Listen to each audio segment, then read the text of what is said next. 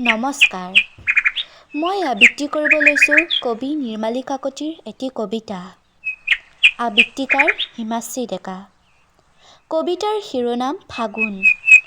ফাগুন আহিলে পছুৱা বা বলে, বিৰিষ হৈ লঠঙা, ধূসৰ দিগন্ত ধূলিয়ৰি বাট, মন হৈ ৰিঙা ৰিঙা।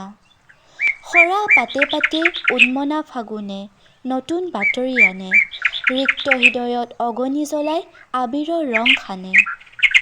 পলাশ মদাৰ শিমলু ফুলিলে আকাশ ৰাঙলী কৰি, কমুৱা তোলা হয় মন উৰা মাৰে ৰঙা আঁচলত ধৰি। ফাগুন মানেই উদং পথাৰ, উৰ্বৰা হেৰাই যায়, শুকান বতাহ খৰাং বতৰ দেহা কৰি ৰাই যায়। নিজান বনত কুলি কু কু বসন্তৰ আগমনে, কৃষ্ণ ভকতিৰে দৌল উৎসৱত হোলী খেলে ৰং মনে। ফাগুনে দিয়েহি নতুনত্ব আশা, সপোনৰ সেউজীয়া, প্ৰকৃতিৰ বুকুত সৌন্দৰ্য শোভা অপৰূপ বিনন্দীয়া, প্ৰকৃতিৰ বুকুত সৌন্দৰ্য শোভা অপৰূপ বিনন্দীয়া। ধন্যবাদ।